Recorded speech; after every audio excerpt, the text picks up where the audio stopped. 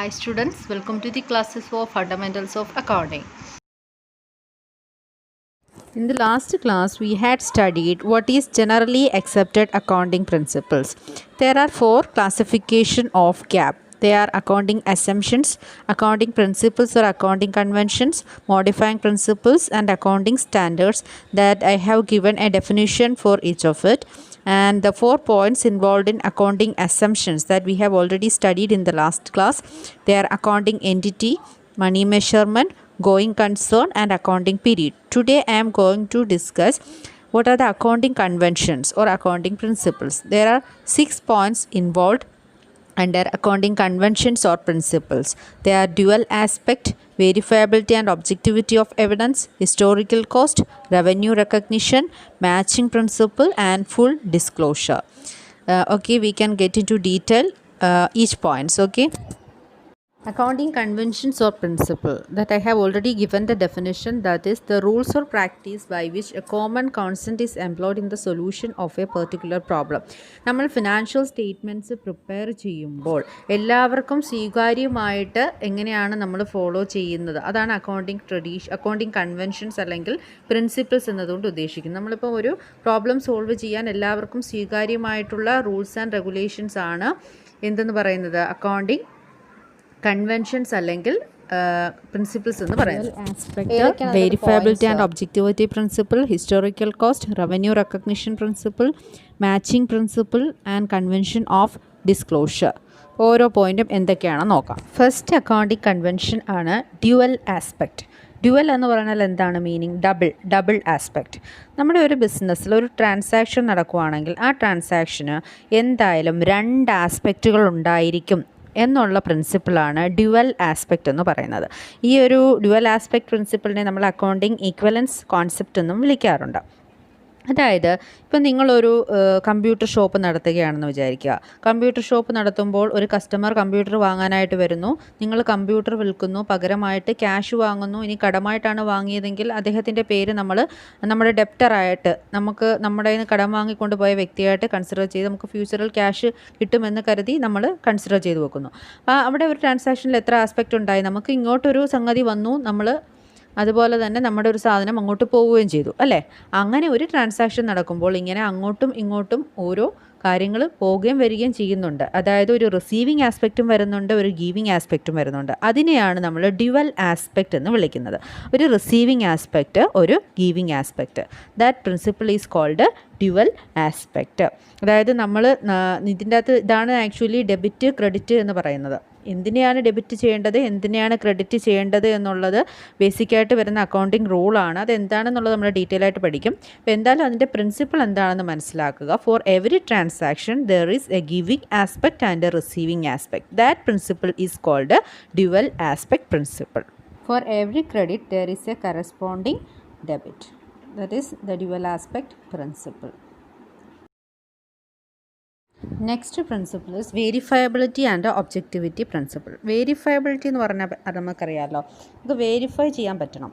അതായത് ഇപ്പോൾ ഒരു ട്രാൻസാക്ഷൻ നടന്നു, ആ ട്രാൻസാക്ഷൻ നടന്നതിന് നമുക്ക് എന്തുണ്ടായിരിക്കണം? ഒരു എവിഡൻസ് ഉണ്ടായിരിക്കണം. ആ എവിഡൻസിന് വേണ്ടിയാണ് നമ്മൾ ട്രാൻസാക്ഷൻ നടക്കുമ്പോൾ ബില്ല് തയ്യാറാക്കുകയും വൗച്ചർ കൊടുക്കുകയും ഇൻവോയ്സ് തയ്യാറാക്കുകയൊക്കെ ചെയ്യുന്നത്. അതായത് ഒരു ട്രാൻസാക്ഷൻ നടന്നു എന്ന് നമ്മൾ റെക്കോർഡ് ചെയ്ത് വെക്കുമ്പോൾ അത് നമുക്കൊന്ന് വെരിഫൈ ചെയ്ത് നോക്കാനായിട്ട് അവിടെ ഒരു എവിഡൻസ് ഉണ്ടായിരിക്കണം. എല്ലാ ട്രാൻസാക്ഷനും അങ്ങനെ ഒരു എവിഡൻസ് കീപ്പ് ചെയ്യണം എന്ന് പറയുന്ന പ്രിൻസിപ്പിളാണ് വേരിഫയബിലിറ്റി ആൻഡ് ഒബ്ജക്റ്റിവിറ്റി പ്രിൻസിപ്പിൾ എന്ന് പറയുന്നത്. Accounting data should be verifiable and dependable, supported by evidences such as bills, vouchers, etcetera. That principle is called verifiability and objectivity principle.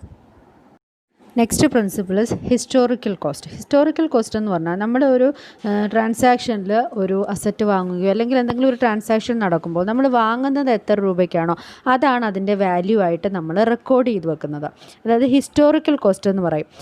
നമ്മളിപ്പം ഒരു ലാൻഡ് വാങ്ങിച്ചു, ലാൻഡ് വാങ്ങിയപ്പോൾ എത്രയാണോ അതിനെ പർച്ചേസ് ചെയ്തപ്പോൾ നമുക്കുണ്ടായ വാല്യൂ, അതാണ് നമ്മൾ അതിൻ്റെ വിലയായിട്ട് റെക്കോർഡ് ചെയ്ത് വെക്കുക.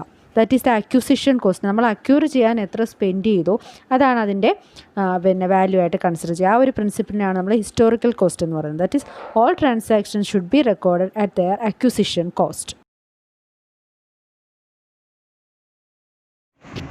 Next principle is revenue recognition principle.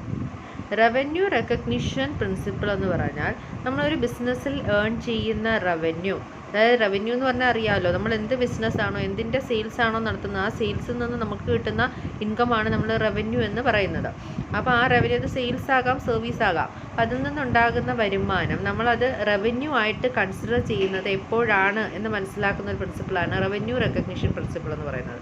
That is the revenue will be recorded at the time when the title of goods passes from the seller to the buyer. നമ്മളിപ്പോൾ സാധനം ഒരാൾ കടമായി വാങ്ങിക്കൊണ്ട് പോയി കഴിഞ്ഞാൽ നമുക്ക് ആക്ച്വലി ക്യാഷ് നമുക്കപ്പോൾ കിട്ടിയിട്ടില്ല, ഫ്യൂച്ചറിൽ നമുക്ക് കിട്ടത്തുള്ളൂ. അപ്പം നമ്മൾ ആ സാധനം കൊടുക്കുമ്പോൾ തന്നെ നമ്മൾ റവന്യൂ റെക്കഗ്നൈസ് ചെയ്തതായിട്ട് കൺസിഡർ ചെയ്യുകയും അത് റെക്കോർഡ് ചെയ്യുകയും ചെയ്യും. ഫ്യൂച്ചറിലാണ് ആക്ച്വൽ ക്യാഷ് റെസീപ്റ്റ് എങ്കിലും. ആ ഒരു പ്രിൻസിപ്പിളിലാണ് നമ്മൾ റവന്യൂ റെക്കഗ്നിഷൻ പ്രിൻസിപ്പിൾ എന്ന് പറയുന്നത്. അതായത് revenue will be recognised at the time when the title of goods passes from the seller to the buyer. ഈ റവന്യൂ റെക്കഗ്നിഷൻ പ്രിൻസിപ്പിളിനെ നമ്മൾ റവന്യൂ റിയലൈസേഷൻ പ്രിൻസിപ്പിൾ എന്നും വിളിക്കാറുണ്ട്.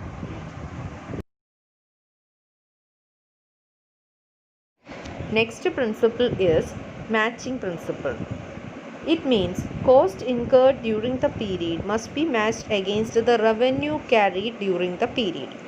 അതായത് ഒരു പീരീഡിൽ ഉണ്ടാകുന്ന കോസ്റ്റ് അല്ലെങ്കിൽ എക്സ്പെൻസ് ആ പീരീഡിൽ ഉണ്ടാകുന്ന റവന്യൂവുമായിട്ട് മാച്ച് ആയിരിക്കുക. റവന്യൂ ഇവിടെ നമ്മൾ മാച്ച് ആക്കേണ്ട എന്തൊക്കെയാണ്? റവന്യൂവും എക്സ്പെൻസ് അല്ലെങ്കിൽ കോസ്റ്റുമാണ്. നമുക്കൊരു എമൗണ്ടിൽ നിന്നും നമുക്കൊരു ഇൻകം ഉണ്ടാകുന്നതിന് വേണ്ടി നമ്മൾ എന്തായാലും കുറച്ച് എമൗണ്ട് എന്ത് ചെയ്യണം?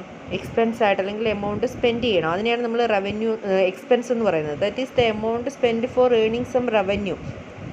എക്സ്പെൻസുകൾക്ക് എക്സാമ്പിൾ എന്തൊക്കെയാണ്? നമ്മൾ എംപ്ലോയീസിനെ അപ്പോയിൻറ്റ് ചെയ്തിട്ടുണ്ടാവും, എംപ്ലോയീസിന് നമ്മൾ സാലറി കൊടുക്കണം, നമ്മൾ ബിസിനസ് നടത്തുന്നതിന് വേണ്ടി ബിൽഡിംഗ് നമ്മൾ റെൻറ്റിന് എടുത്തിട്ടുണ്ടാവും, അതിന് റെൻറ്റ് കൊടുക്കണം, നമ്മൾ ലോൺ എടുത്തിട്ടുണ്ടെങ്കിൽ അതിൻ്റെ ഇൻട്രസ്റ്റ് കൊടുക്കണം. ഇതെല്ലാം എക്സ്പെൻസ് ആണ്. അപ്പോൾ ഈ എക്സ്പെൻസുകളെല്ലാം നമ്മൾ മെറ്റ് ചെയ്തുകൊണ്ട് നമുക്ക് എന്ത് ഉണ്ടാകുന്നുണ്ട്? ബിസിനസ്സിൽ റവന്യൂ ഉണ്ടാകുന്നുണ്ട്.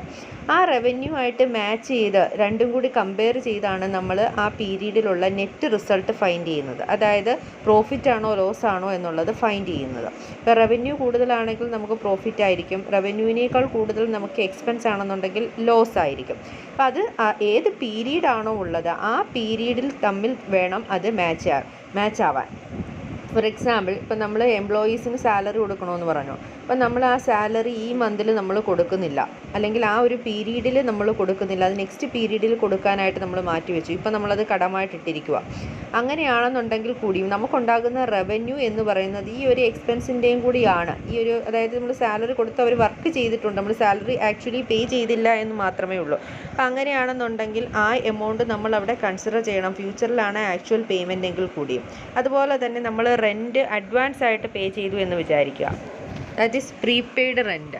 പ്രീപെയ്ഡ് റെൻ്റ് എന്ന് പറഞ്ഞാൽ നമുക്ക് ആക്ച്വലി നമ്മൾ കൊടുക്കേണ്ട ഡേറ്റ് ഫ്യൂച്ചറിലാണെങ്കിൽ നമ്മൾ മുൻകൂട്ടി എന്ത് ചെയ്തു? റെൻ്റ് അങ്ങ് പേ ചെയ്തു. അപ്പോൾ അതായത് നമ്മുടെ ആക്ച്വൽ അതിൻ്റെ റവന്യൂ കിട്ടേണ്ടത് നമുക്ക് ഫ്യൂച്ചറിലാണ്. മനസ്സിലായില്ലേ? അപ്പോൾ നമ്മൾ ഈ പീരീഡിൽ ആ എക്സ്പെൻസ് എന്ത് ചെയ്യേണ്ട കാര്യമില്ല, കൺസിഡർ ചെയ്യേണ്ട കാര്യമില്ല.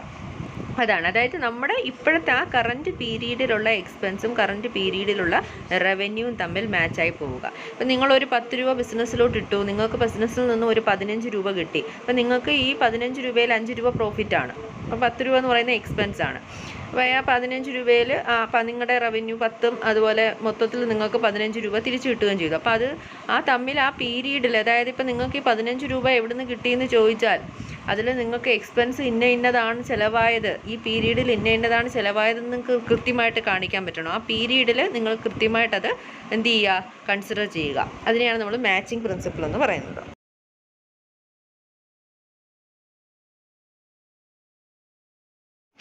Next principle is convention of disclosure.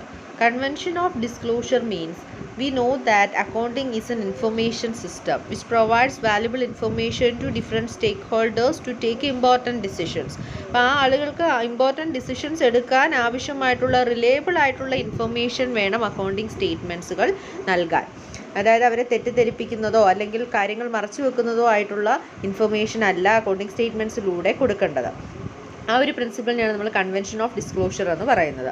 All accounting statements must be prepared honestly and must contain all relevant material information. The published financial statements must fully disclose the true and fair view of the state of affairs of the concern for a particular period or on a particular date. നമ്മൾ decide ചെയ്തിട്ടുള്ള ആ പീരീഡിലുള്ള correct ബിസിനസ്സിൻ്റെ യഥാർത്ഥ അവസ്ഥ കാണിക്കുന്ന information വേണം എന്ത് ചെയ്യാൻ, സ്റ്റേറ്റ്മെൻറ്റ്സിലൂടെ മറ്റുള്ളവർക്ക് പ്രൊവൈഡ് ചെയ്യാൻ. അപ്പോൾ അതെന്ന് പറഞ്ഞാൽ ഇപ്പോൾ നമ്മൾ ബിസിനസ്സിൻ്റെ ട്രേഡ് സീക്രട്ടുകളോ അങ്ങനെയുള്ള കാര്യങ്ങളോ ഒന്നും നമ്മൾ റിവീൽ ചെയ്യേണ്ട കാര്യമില്ല. പക്ഷേ ഇതുപോലെയുള്ള നമ്മൾ പ്രൊവൈഡ് ചെയ്യുന്ന ഫിനാൻഷ്യൽ സ്റ്റേറ്റ്മെൻറ്റ്സിലൂടെ നമ്മൾ പ്രൊവൈഡ് ചെയ്യുന്ന എല്ലാ ഇൻഫർമേഷനും കറക്റ്റ് ആയിരിക്കണം. ആ ഒരു പ്രിൻസിപ്പിളിനെ നമുക്ക് കൺവെൻഷൻ ഓഫ് ഡിസ്ക്ലോഷർ എന്ന് വിളിക്കാം. അപ്പോൾ ഇത്രയും ആണ് അക്കൗണ്ടിങ് കൺവെൻഷൻസ് അല്ലെങ്കിൽ അക്കൗണ്ടിങ് പ്രിൻസിപ്പിൾസിൽ പോയിൻറ്റ്സ് ആയിട്ട് വരുന്നത്. എന്തൊക്കെയാണെന്ന് നമുക്ക് നോക്കാം. എന്തൊക്കെയായിരുന്നു? Dual aspect. ഡ്യുവൽ ആസ്പെക്റ്റ് എന്ന് പറഞ്ഞാൽ എല്ലാ ട്രാൻസാക്ഷനും രണ്ട് കോൺസെപ്റ്റുകൾ ഉണ്ടായിരിക്കും. റിസീവിങ് കോൺസെപ്റ്റ് അല്ലെങ്കിൽ റിസീവിങ് ആസ്പെക്റ്റ് അല്ലെങ്കിൽ giving aspect, debit aspect, credit aspect എന്ന് പറയും. Next verifiability and objectivity principle. നമ്മൾ ഏത് ട്രാൻസാക്ഷൻ നടന്നാലും അതിനൊരു എവിഡൻസ് ഉണ്ടായിരിക്കണം ആ ട്രാൻസാക്ഷനെ സപ്പോർട്ട് ചെയ്യാൻ. ആ ഒരു പ്രിൻസിപ്പിളിനാണ് നമ്മൾ വേരിഫയബിലിറ്റി ആൻഡ് ഒബ്ജക്റ്റിവിറ്റി എന്ന് പറയുന്നത്. Then historical cost. Historical cost എന്ന് പറഞ്ഞാൽ നമ്മൾ എന്ത് അസറ്റുകളും നമ്മൾ അക്വയർ ചെയ്യുന്ന ആ ഒരു കോസ്റ്റാണ് നമ്മൾ എന്ത് ചെയ്യുന്നത്, ബുക്സ് ഓഫ് അക്കൗണ്ട്സിൽ റെക്കോർഡ് ചെയ്യുന്നത്. Then revenue recognition principle.